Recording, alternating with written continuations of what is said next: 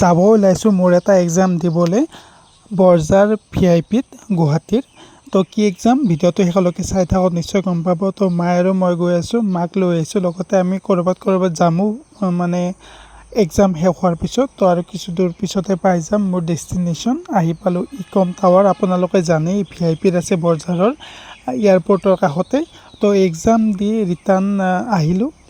ভাল লাগিল এক্সামটো, ভাল বেয়াৰ মাজত গ'ল আৰু। তাৰপিছতে ম'ম' খাই ল'লোঁ, ম'ম' খাব মন গ'ল ৰাণী পাৰ হৈ এখন ঠাইত। এতিয়া গৈ আছোঁ যোনখন কুমাৰ ভাস্কৰ বৰ্মা সেতু গুৱাহাটীৰ পৰা উত্তৰ গুৱাহাটীলৈকে মানে মুকলি হৈছে সেইখনত। তো মাক সুধিলোঁ দলংখনৰ নাম, মই শিকায়ো দিলোঁ। তো তাৰপিছত আহি পালোঁ হৰেকৃষ্ণ মন্দিৰ। হৰেকৃষ্ণ মন্দিৰৰ পৰা ঘৰ ৰিটাৰ্ণ গৈ থাকোঁতে 10টা মানত হোটেলত সোমাই চাওমিন খালোঁ। তো মৰ্ণিং যোনদিনা মোৰ এক্সাম আছে, আমাৰ ওচৰতে থকা শিৱ মন্দিৰটোলৈকে আহিলোঁ দৰ্শন কৰিব, আশীৰ্বাদ ল'লোঁ। তো গাইছ ৰাতিপুৱা 6:30 ভিতৰত আহি পাইছিলোঁ ঘৰ ষ্টেচনৰ পৰা। সেনেকৈ ভাইটি আনিব গৈছিল, দেখুৱাইছিলোঁ। তাৰপিছত আকৌ কি মই মেইন কাৰণ আছিল মোৰ এক্সাম আছে, RRB NTPCৰ এক্সাম আছে। তো মোৰ এক্সাম হ'ব ইকম টাৱাৰ বৰঝাৰ VIP ৰোড, মানে ষ্টেচন এয়াৰপৰ্টৰ কাষতে গুৱাহাটী। তো তাৰ বাবে মেইন পইণ্ট সেইটোৱে, মানে যে মই যে এই 2 দিনৰ কাৰণে বা 3 দিনৰ কাৰণে ঘৰত আহিছোঁ। তো এতিয়া মোৰ এক্সাম আছে 4:30টাত, 3টাত ৰিপৰ্টিং টাইম। মই আৰু মানে মোৰ লগত মা যাব। তো সেৱা কৰি আহিলোঁ শিৱ মন্দিৰত যে পৰীক্ষাটো ভালে ভালে যায়। তো এতিয়া যাব ওলাইছোঁ স্কুটিখন লৈ, মা আৰু মই। এক্সাম দি উঠি অলপমান ফুৰিমো।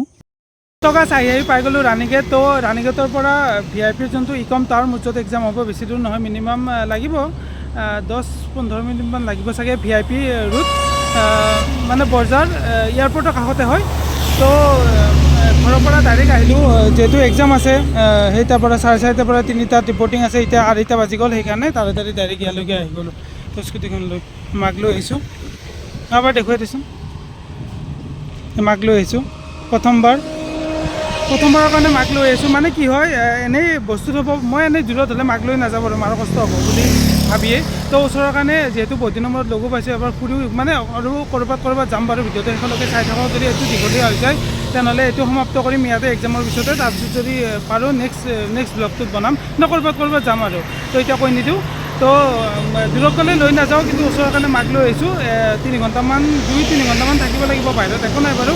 আৰু কি হয় জানেনে, বস্তুবোৰ দোকানত থ'ব পাৰি পইচা দি, কিন্তু ইমান ৰিক্সো ল'ব নোৱাৰি। আৰু ঘৰৰ মানুহ এটা বা নিজৰ লগত কোনোবা এটা আনিলে ভাল হয় বস্তুখিনি ৰিক্সৰ ক্ষেত্ৰত। বা মোবাইল থৈ যোৱা যায়, চাবি তাবিও থৈ যোৱা যায়। কিবা কাৰণত যদি, বুজিটো পাইছে কি কৈছোঁ, এনেই পইচা দি পিনে ৰাখিব পাৰি, কিন্তু কিমান ৰিক্স ল'ম, সেইকাৰণে মাক লৈ আহিছোঁ। আৰু ওচৰৰ কাৰণে আনিছোঁ, দূৰত হ'লে কিবা এটা মেনেজ কৰা যায় বাৰু। তো মাৰো কষ্ট নহওক বুলি। তো এনেকৈ আহিলোঁ ৰাণীগেটৰ পৰা। তো আৰু অলপমান দূৰ এই VIP পামেই আৰু তাৰ লেফ্ট চাইডে আছে ইকম টাৱাৰ, য'ত মোৰ এক্সাম হ'ব। ইকম টাৱাৰৰ বিল্ডিংটোৰ তলত পাৰ্কিঙৰ ব্যৱস্থা আছে। স্কুটিখন ধুনীয়াকৈ পাৰ্কিং কৰি থ'লোঁ। আৰু তাৰপিছত মানুহ চাওকচোন, মানে কেণ্ডিডেট লগতে আৰু জাম গাড়ীৰ। তো এইটোৱে ইকম টাৱাৰ। ভাল বেয়াৰ মাজত RRB NTPC এক্সামটো দিলোঁ ছেকেণ্ডবাৰৰ বাবে। মই যোৱা বছৰো দিছিলোঁ, সেইটো মানে ভাল নহ'ল আৰু ইমান ইজিও নহয় ক'ব গ'লে। তো ছেকেণ্ডবাৰৰ কাৰণে দিলোঁ। এনেকৈ ট্ৰাই কৰি থাকিম যেতিয়ালৈকে এজটো থাকে, বয়সটো থাকে। তো কুৱেশ্যনৰ কথা ক'ম যে কি মিডিয়ামো আহিছে, টাফো আহিছে। মিডিয়ামৰ তো তাৰ মাজতে মিলাই লিখিছোঁ আৰু যিখিনি পাৰোঁ নিজে কৰিছোঁ। আৰু এনেকুৱা কি জানে, 90 মিনিটছ মানে 1.5 ঘণ্টা দিয়ে 100টা কুৱেশ্যনৰ। তো টাইমে নহয় এটা অংক কৰিব গ'লে, মানে বহুত দীঘল। এটা পেজ 1.5টা পেজ কৰাৰ পিছতে মানে এনচাৰটো ওলাই, মানে ভাবি সেনেকুৱা হয়। কেতিয়াবা হাফ পেজতো হৈ যায়। তো চব দিশ বহুত জানিব লাগিব। আৰু লগতে চেণ্ট্ৰেলৰ এক্সামৰ ক্ষেত্ৰত মানে পাছ কৰিবলৈ হ'লে বহুত পঢ়ি থাকিব লাগিব। মই যিহেতু এনেকৈ টাইম নাপাওঁ, ডিউটি কৰা যায় 8-12 ঘণ্টা ডিউটি। তাৰ মাজতে যিখিনি পাৰোঁ 1-2 ঘণ্টা বা চানডেলৈ অলপমান পঢ়োঁ। আৰু বস্তুবোৰ মানে ইজি হয়, কিন্তু অলপমান ক্ৰিটিকেল টাইপ। তো মানে পঢ়িয়ে থাকিব লাগিব। তো ভাল বেয়াৰ মাজতে গ'ল। তো আপোনালোকে যদি চেণ্ট্ৰেলৰ এক্সাম দিব বুলি হৈছে, ভালকৈ পঢ়ক। এনেকুৱা নহয় যে কি এনেই পঢ়িছে দিছে, সেনেকুৱা নহয়। বা টোক্কা মাৰিম বুলি দিছে, সেইটো নহয়। এনেই মানে সেই হ'ব, কেতিয়াবা কপালত থাকিলে হৈ যাব পাৰে।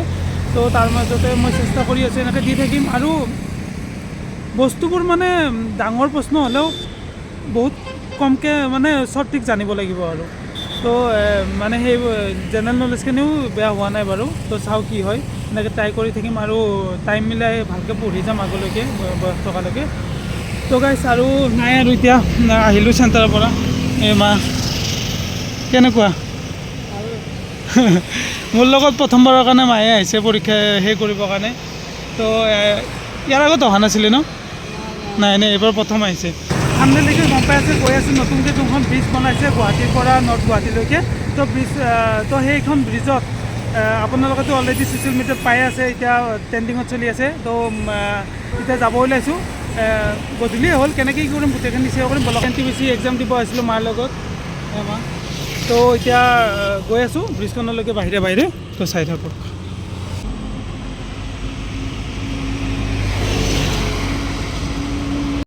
ৰাণী পাৰ হ'লোঁ তাৰপিছত এখন ঠাইত ম'ম' খালোঁ ষ্ট্ৰীট ফুড দোকানত তো খাই লওঁ আৰু ঠাইখিনি সঁচা বহুত ভাল লাগিছে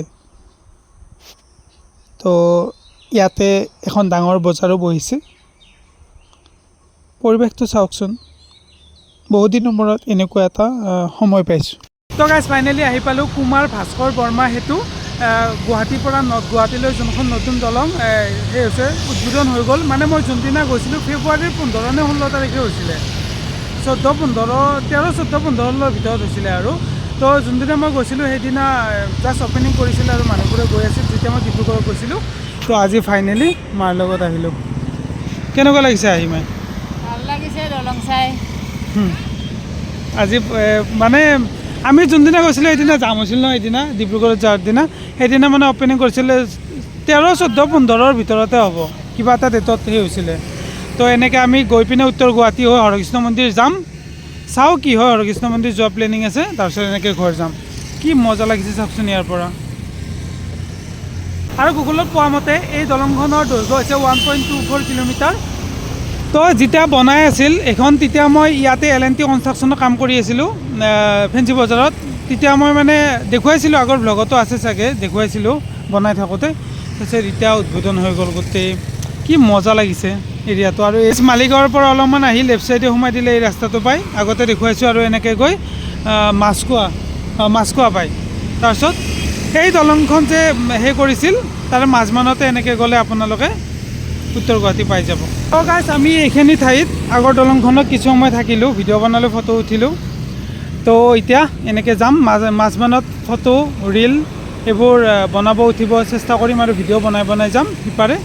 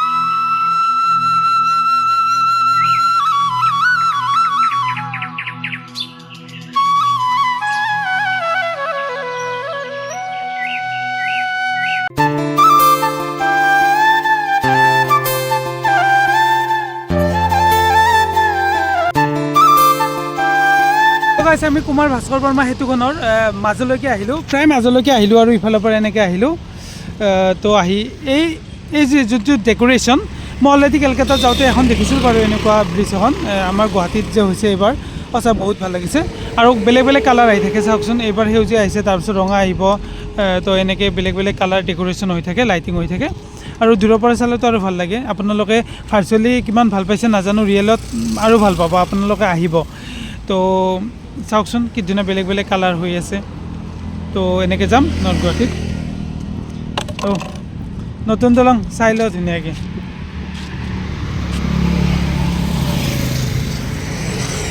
মাই এই দলংখন যে চালি এই দলংখনৰ নাম জানানে দলংখনৰ নাম কুমাৰ ভাস্কৰ বৰ্মা সেতু আছে না কুমাৰ ভাস্কৰ বৰ্মাৰ সেতু। তো এই দলংখনৰ নাম কুমাৰ ভাস্কৰ বৰ্মা সেতু। তো মাক জনাই দিলোঁ, মানে জনা নাছিলেও যদি। তো এতিয়া কেনেকুৱা লাগিল লাষ্ট এবাৰ কৈ দিয়ে। ভাল লাগিছে দলংখন আহি পেলাই, দেখা নাছিলোঁ প্ৰথম, আজি দেখিলোঁ, বঢ়িয়া লাগিছে জানে। এতিয়া চাই পেলাই আমি ঘৰত যাব ওলাইছোঁ।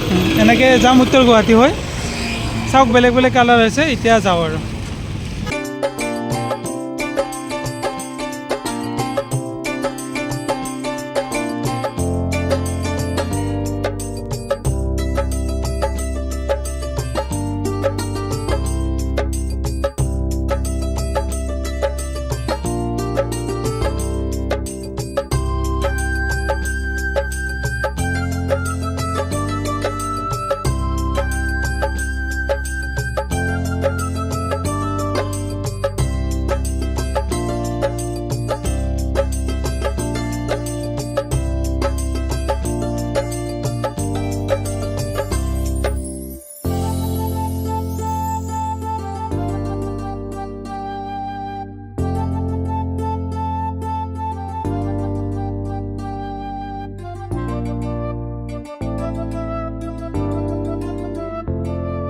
তো গাইজ কুমাৰ ভাস্কৰ বৰ্মা সেতুৰ যিকেইটা মেইন লাইট আপোনালোকে ছ'চিয়েল মিডিয়াত দেখি আছে, মই লগতে দেখুৱালোৱে, সেইকেইটা পাৰ হৈ আহিলোঁ। কেইটা আছে মই নগণিলোঁ বাৰু, আপোনালোকে গণি কমেণ্টত জনাবচোন, মানে ইয়াত কেইটা আছে লাইট, এনেকৈ যে বেলেগ বেলেগ সেই থাকে, মানে ত্ৰিভুজ আকৃতিৰ কেইটা আছে মোক জনাব আৰু, মই চোৱাই নহ'ল।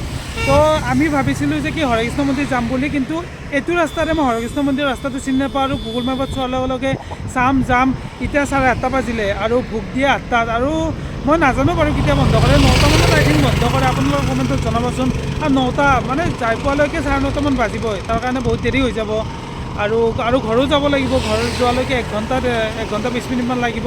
তো ভাবিলোঁ, প্লেনিং কৰিছিলোঁ হৰেকৃষ্ণ মন্দিৰ যাম বুলি, কিন্তু মই ভাবিলোঁ দলংখনো এবাৰ চাওঁ, এনেকৈ দলংখনেদি হৈ উত্তৰ গুৱাহাটী হৈ যাম বুলি, কিন্তু টাইমে নিমিলিল। তো কৃষ্ণ বাবুক ইয়াৰ পৰা সেৱা কৰিছোঁ যে কেতিয়াবালৈকে আকৌ আহিলে যাম, আৰু হৰেকৃষ্ণ মন্দিৰ এক্সট্ৰাকৈ যাম। আৰু মানে কি এক্সাম দিলোঁ, তাৰপিছত দলংখনত আহিব মন গ'ল, আহিলোঁ। মই ভাবিছোঁ টাইম মিলিব যাম, কিন্তু নিমিলিলে। তো সেয়াই আৰু এতিয়া যাব ওলাইছোঁ, সেইকেইটা পাৰ হ'লোঁ, আৰু এইখিনি চিম্পুল দলং টাইপৰে।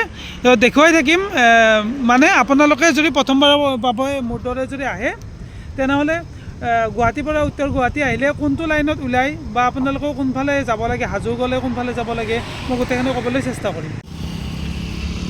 তো গাইজ দলংখনৰ পৰা আহিলোঁ এনেকৈ, মানে য'ত মই ভিডিঅ'টো লাষ্ট কৰিছিলোঁ তাৰ পৰা 1.5-2 কিলোমিটাৰমান আহিলোঁ চাগে। আহি এনেকৈ এখন পোষ্টাৰ আপোনালোকে দেখা পাব, IIT গুৱাহাটী 4 কিলোমিটাৰ, দৌল গোবিন্দ মন্দিৰ 5 কিলোমিটাৰ, স্ক্ৰীনশ্বট এটা মাৰি ল'ব। এনেকৈ আমি IIT গুৱাহাটী পিনে যাম, তেনেহ'লে উলিয়াব পাৰিম ধুনীয়াকৈ। ৰ'ব, এয়া চাওক, আমিনগাঁও 10 কিলোমিটাৰ, আমিনগাঁও বেজেৰা গোটেইখিনি লিখা আছে। আমি এতিয়া এনেকৈ চিধাকৈ যাম, আৰু ইফালেদিও এটা ৰাস্তা আছে, এনেকৈ যাব পাৰি।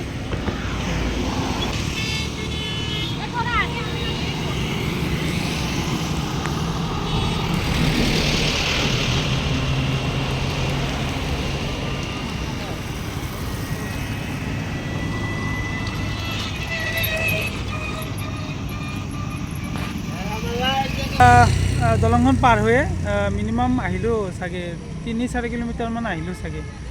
আহিয়ে মানে উত্তৰ গুৱাহাটীৰ মানে যিটো পইণ্টৰ পৰা পাৰ্টকৈ ঠাইবোৰত যায়, সেই ঠাইখিনি আহি পালোঁ।